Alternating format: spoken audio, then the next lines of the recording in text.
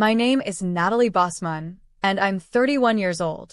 And my fiancé went on a secret trip with my sister and members of my own family, but by the time they returned, I had already sold the house they planned to steal from me. Before I continue, please like the video, subscribe, and tell me where you're watching from. I need to know I'm not alone in this. I need to know that somewhere out there, someone understands what it feels like to be gutted by the people who are supposed to love you most. It was raining the night I found out. One of those ugly, relentless rains that hammers against the windows like it's trying to get inside. I had spent the entire afternoon preparing our anniversary dinner. 3 years together. 3 years of what I thought was building a life with someone who saw me, who valued me, who loved me for more than what I could provide. The dining room table was set with my grandmother's china, the only pieces I had left of her besides the house. Candles were lit. The roast was perfect. The wine was breathing. Everything was ready. And then my phone rang. It was David, my fiancé, the man who was supposed to become my husband in 4 months. His voice was strained, apologetic, rushed. "Babe, I'm so sorry. Emergency meeting in Houston. Client crisis. I have to fly out tonight. I know it's our anniversary. I know. I'll make it up to you, I promise." I stood there in my grandmother's kitchen, surrounded by food that would go to waste, and I felt that familiar ache. That hollow disappointment I'd learned to swallow since childhood. The feeling of never being quite important enough. Never quite worth the effort. But I pushed it down like I always did. "It's okay," I told him, even though it wasn't. "Work comes first. I understand." "I love you," he said. And then, instead of hanging up, I heard something. Background noise. Voices. Laughter. Female laughter that sounded achingly familiar. "David," I said. But he didn't respond. The call was still connected, but he wasn't talking to me anymore. He was talking to someone else. Yeah, I told her. She bought it. We're good to go." My blood turned to ice. And then I heard my mother's voice. Clear as day. "Well done, sweetheart. Now we can finally enjoy this trip without her hovering and asking questions. 7 days in the Maldives, can you imagine? And when we get back, we'll have her sign those papers while she's still riding the high of wedding planning." The Maldives. Not Houston. Not a business trip. The Maldives. With my family. I sank into a chair, the phone still pressed to my ear, listening to my life implode in real time. My sister Claire's voice joined the chorus. God, I can't believe she actually believed the Houston story. She's always been so gullible, so desperate to please everyone. They laughed. All of them. Laughing at me. The call ended abruptly. David must have finally realized. But the damage was done. The truth had crawled out of the darkness and wrapped its hands around my throat, and I couldn't breathe. I couldn't think. I could only sit there in that kitchen, surrounded by an anniversary dinner for 2 that would never be eaten, and feel the foundation of my entire life crumble beneath me.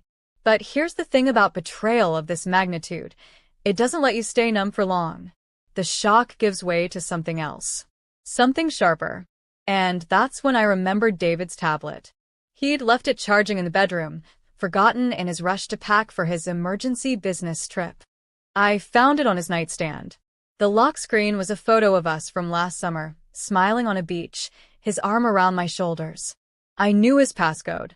He'd never hidden it from me. Why would he? We were building a life together. We had joint bank accounts. We were planning a wedding. We trusted each other. Or so I thought. I unlocked the tablet with shaking hands, and I found it immediately. A group chat. The title alone was enough to make me physically ill. Family upgrade. The participants? David. My mother. My father. My sister Claire. My uncle Richard, who I'd always thought was the reasonable one in the family. I scrolled through the messages, and with every word, every casual line of text, my heart broke a little more. They'd been planning this for months. Mocking me. Criticizing everything about me. My clothes. My weight. My job. My personality. They called me the wallet with feelings. They joked about how easy I was to manipulate because I was so desperate for family approval. And then I saw the real plan. They wanted my house. The house my grandmother had left to me, and only me, when she died 3 years ago. The beautiful Victorian home in the city that was now worth over $2 million. My grandmother had been explicit in her will. The house was mine alone because I was the only one who had cared for her in her final years. I was the only one who visited her every week, who sat with her, who held her hand when she was scared and in pain. My parents had been too busy. Claire had been too self-absorbed. But I had been there. And my grandmother had seen that. She had valued that. The rest of the family had been furious when the will was read. They'd expected the house to be divided equally, or at least for my parents to inherit it. Instead, it went to me, the overlooked middle daughter, who had never been anyone's favorite. And now they wanted it back. The messages laid it all out. David had been introduced to me deliberately by my parents 3 years ago. This wasn't a chance meeting at a friend's party, like I'd believed. It was orchestrated. They needed someone charming, someone I would fall for, someone who could get close enough to convince me to add his name to the deed. They'd been grooming me for this from the beginning. The wedding was part of the plan. Once we were married, David would push for joint tenancy. He'd convince me it was romantic, a symbol of our commitment. And once his name was on that deed, they'd all be circling, ready to pressure me into selling or letting the family use it, or taking out loans against it. But the worst part, the part that actually made me double over with physical pain, was the message from Claire with the attached image. A sonogram. She was pregnant. And the father was David. My sister was pregnant with my fiancé's baby. The messages around the sonogram were congratulatory, excited. My mother gushing about becoming a grandmother. My father talking about finally having a good reason to bring the family together. Claire and David discussing baby names. And not a single word about me. Not a single moment of guilt or hesitation. I was just an obstacle to be managed. A problem to be solved. A means to an end. I checked our joint wedding account next, the one we'd been contributing to for over a year to pay for our big day. It was empty. Completely drained. Over $40,000 gone. Transferred out in increments over the past 2 months to accounts I didn't recognize. If you're still here listening, please subscribe. It helps this channel survive, unless maybe you don't want me to hear part 2? If not, tell me why in the comments. I need to know if this matters to anyone besides me. I couldn't sleep that night. I couldn't eat. I couldn't cry. I just sat on the floor of my grandmother's living room, surrounded by the life she'd built and the legacy she'd entrusted to me, and I felt something shift inside me. The pain was still there. God, it was everywhere, in every breath, every heartbeat. But underneath it, something else was growing. Something cold and sharp and absolutely ruthless. Rage. Let me tell you about my family. Let me tell you why this betrayal, as horrific as it was, wasn't actually surprising once I had time to process it. I grew up being invisible. My older brother was the golden child, the one my father was proud of, the athlete and the scholar who could do no wrong. My younger sister Claire was the princess, the beautiful one, the social butterfly everyone adored. And I was useful. I was responsible. I was the one who took care of things when no one else would. I made sure bills were paid when my parents were too stressed. I watched Claire when they wanted to go out. I cleaned. I organized. I managed. And I was never enough. Every achievement was minimized. Every effort was expected, not celebrated. When I got into a top university on a full scholarship, the dinner conversation was about Claire's new boyfriend. When I graduated with honors and landed my first real job, my mother spent the celebration dinner complaining about how stressed she was planning my brother's wedding. I learned early that love in my family was conditional. It was transactional. You were valued for what you provided, not for who you were. My grandmother was different. She saw me. She valued me. When she got sick, everyone else vanished. Too busy. Too uncomfortable with hospitals and illness and death. But I showed up. Every single week for 2 years, I sat with her. I read to her. I held her hand. I made sure she knew she wasn't alone. When she died, she left me the house. Just me. And she left a letter explaining why. She wrote that I was the only one who loved her for herself, not for what she could give. She wanted me to have security. She wanted me to have something that was mine, something no one could take away. Except they were trying to take it anyway.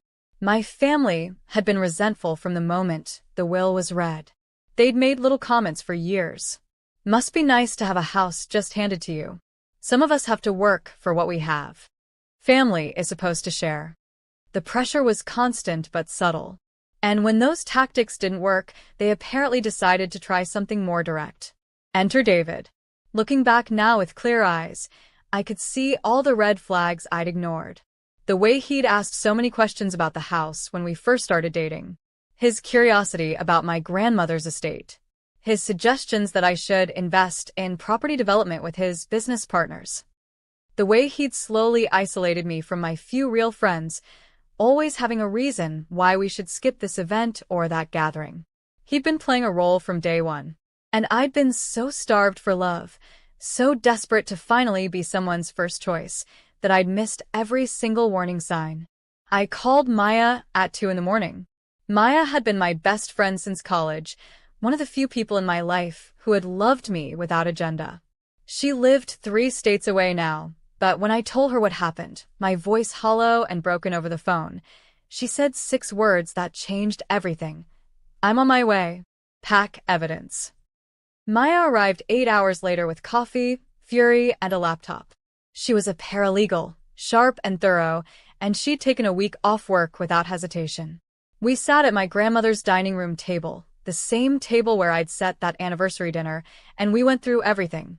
Every message, every bank transfer, every piece of documentation I could find. Maya's face grew darker with every revelation. Natalie, she finally said, her voice shaking with anger. This isn't just betrayal. This is fraud. This is conspiracy.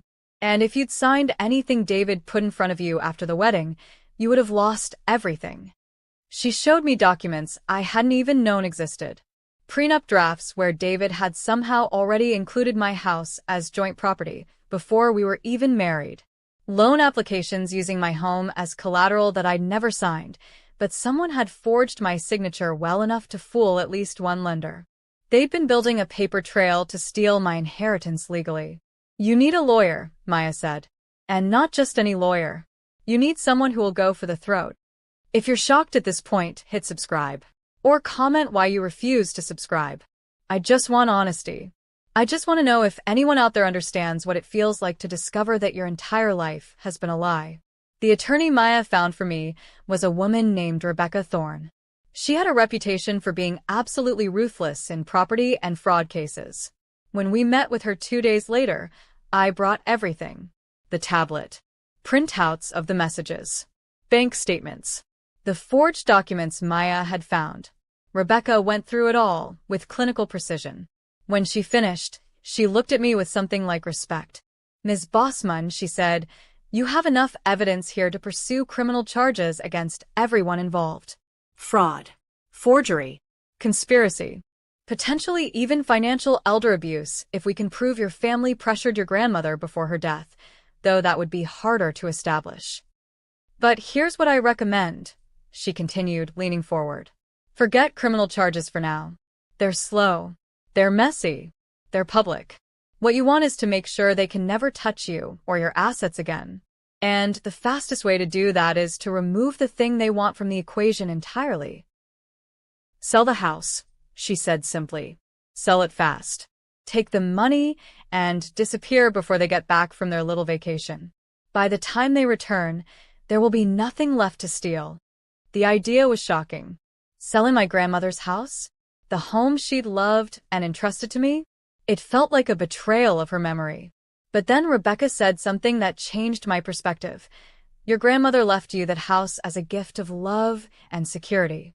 She wanted you protected. If selling it is what keeps you safe from people who would destroy you to take it, then that's honoring her intention. Security and freedom matter more than bricks and wood. She was right.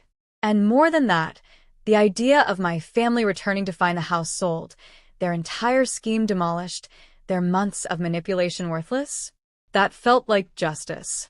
I had 5 days before they returned from the Maldives. 5 days to dismantle my entire life and build a new one. I started making calls immediately. Rebecca connected me with a private investment group that specialized in quick home purchases.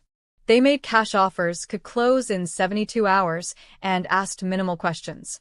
The offer they made was lower than market value, significantly lower, but I didn't care. This wasn't about maximizing profit. This was about survival. I accepted the offer that same day. Then came the hard part, clearing out the house. I couldn't take much with me, and I didn't want to.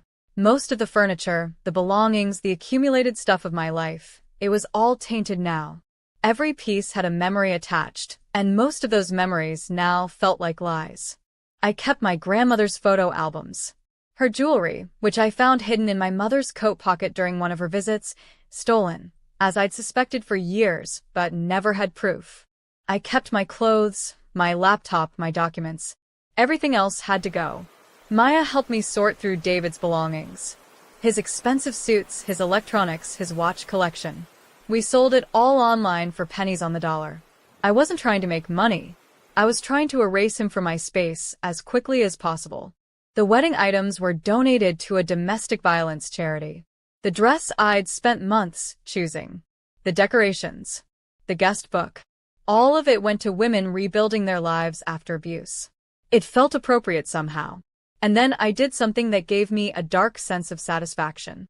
I found my grandmother's hidden jewelry box, the real one, not the decoy she'd kept in her bedroom. She'd shown me where it was years ago, told me it was mine when she was gone. Inside were pieces worth over $100,000. Family heirlooms my mother had been searching for since my grandmother's death, convinced I'd hidden them out of spite. I hadn't hidden them. I'd simply kept them safe. And now I was taking them with me. I opened an overseas bank account. I purchased a one-way ticket to Barcelona, where a former colleague had been trying to recruit me for 2 years to join a consulting startup. I'd always said no because of David, because of the wedding, because I thought I was building a life here. Now there was nothing to keep me. If this revenge is teaching you something about self-respect, subscribe. But if you won't, type "not subscribing" below and tell me why. Tell me if you think I'm going too far. Tell me if you think I should have stayed and fought differently. Tell me if you understand why I had to burn it all down to be free. The house sale closed on day 4. The money hit my new overseas account within hours. I was officially no longer a homeowner. I was no longer tethered to this place, these people, this life. But I wasn't done. I spent my last night in the house crafting an email. A long, detailed, thoroughly documented email explaining everything. Every lie. Every manipulation. Every stolen dollar. I attached screenshots of the group chat. I attached the sonogram Claire had sent. I attached the forged loan documents. I attached bank statements showing the drained wedding account. And I scheduled it to send at exactly the time their flight from the Maldives was supposed to land. I wanted them to get it the moment they turned their phones off airplane mode. I wanted them to read it on their way to my house, expecting to find me naive and compliant, ready to be manipulated into signing away my inheritance. The recipient list was extensive. David, my parents, Claire, Uncle Richard, and about 40 other people. Extended family, family friends, people from my mother's church, where she was on the council, some of David's co-workers, Claire's social circle. I wanted everyone to know. I wanted there to be no version of the story where they got to play the victims. No narrative where I was the ungrateful daughter who abandoned her family. The truth would be public, documented, undeniable. I left for the airport at dawn on day 5. My flight to Barcelona was at noon. I'd changed my phone number, deleted my social media accounts. I'd left a letter with Rebecca authorizing her to handle any legal matters that arose in my absence. As my plane took off, I watched the city disappear below me. Somewhere down there, a plane from the Maldives was landing. Somewhere down there, phones were turning on. Somewhere down there, my carefully crafted bomb was detonating. I felt nothing but cold satisfaction. Maya texted me updates over the next few hours as I connected through Frankfurt. The messages had been received. The group chat had exploded with panic. My mother had called Maya's number, The only one she had, screaming about betrayal and lies and how could I do this to family. Then came the best part. They'd gone to the house. My house. Except it wasn't my house anymore. The new owners had already taken possession. They'd changed the locks. And because I'd reported the forgery and fraud to the police before I left, there was a detective waiting to speak with David when he arrived. A security guard the new owners had hired, at Rebecca's suggestion, was there too. He told them, very politely, that this was private property and they needed to leave. When they refused, when David started yelling about his rights and his property, when my mother started making a scene on the lawn, the neighbors came out to watch. My mother, who cared so much about appearances. My mother, who was on the church council and the neighborhood association board. My mother, who valued reputation above almost everything. She was escorted off the property by police while neighbors filmed on their phones. The fallout was immediate and severe. David was fired from his job after the firm's HR department received forwarded copies of the fraud evidence. Apparently, using your fiancé's property as collateral for personal loans without her knowledge is frowned upon in the corporate world. My mother was asked to step down from her church council position after the emails circulated. Turns out congregations don't love leaders who conspire to defraud their own children. Claire's friends abandoned her when the affair came out. She'd been posting on social media about her mysterious new relationship for months, playing the victim of privacy invasion whenever someone asked questions. Now, everyone knew the truth.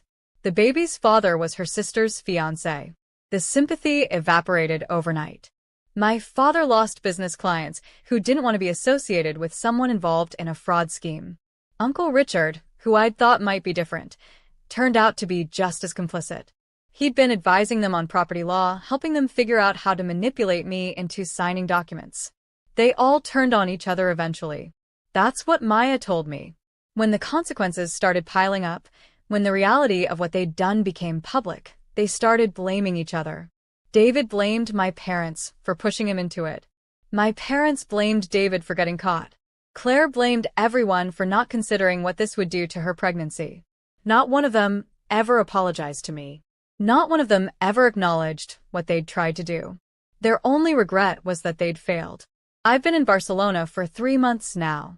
I have an apartment with a balcony that overlooks a quiet street full of cafes and bookshops. I have a job I actually enjoy, working with people who value my skills and ideas. I have new friends who know nothing about my past except what I choose to share. I'm learning Spanish. I'm learning to cook properly. I'm learning what it feels like to live without constantly bracing for disappointment. Some nights, I still cry. The grief comes in waves. Not grief for David or my family, I don't miss them, and that realization itself was surprisingly easy to accept. But grief for the version of my life I thought I had. Grief for the time I wasted trying to earn love from people who were never going to give it. Grief for my younger self, who believed that if she just tried hard enough, she could make them see her worth. I see a therapist now, a kind woman who specializes in family trauma and betrayal. She's helping me understand that none of this was my fault, that being trusting and loving and generous isn't a weakness, that the people who took advantage of those qualities are the ones with broken moral compasses, not me. My grandmother would be proud of me, I think. She left me that house to give me security and freedom. I used it for exactly that. Not the way she probably envisioned, but in the way I needed. I took the gift she gave me and I protected myself with it. I saved myself with it. The house is gone, but I'm still here. I'm still standing. I'm still fighting for a life that's actually mine. And they? They have nothing but the consequences of their own greed. I got an email last week from a cousin I barely knew. She'd heard what happened through the family grapevine. She wrote to tell me she was sorry, that she'd watched me be overlooked and dismissed our entire lives, and she admired what I'd done. She said she wished she'd had my courage when her own family had tried something similar years ago. That email made me cry. But they were good tears. Tears of being seen. Tears of connection with someone who understood. I'm not going to tell you this story has a perfect happy ending. I'm not going to pretend I've completely healed or that I've found some fairy tale new love that makes up for everything. Real life doesn't work that way. But I will tell you this. I'm free. For the first time in my entire life, I'm living for myself, making choices for myself, building a future that belongs only to me. I sold the house they wanted to steal. I took my inheritance and my dignity, and I walked away from people who saw me as nothing more than a resource to be exploited. And you know what? I'd do it again in a heartbeat. My name is Natalie Bossman. I'm 31 years old, and I'm finally free. If you made it to the end of this story, thank you. Thank you for listening. Thank you for witnessing what happened to me. Please subscribe to this channel, leave a comment telling me where you're watching from, and let me know. Would you have done the same thing? Or would you have handled it differently? I need to know I'm not alone in believing that sometimes the only way to win is to take your ball and go home. Or in my case, to sell your ball, take the money, and build an entirely new game on the other side of the world.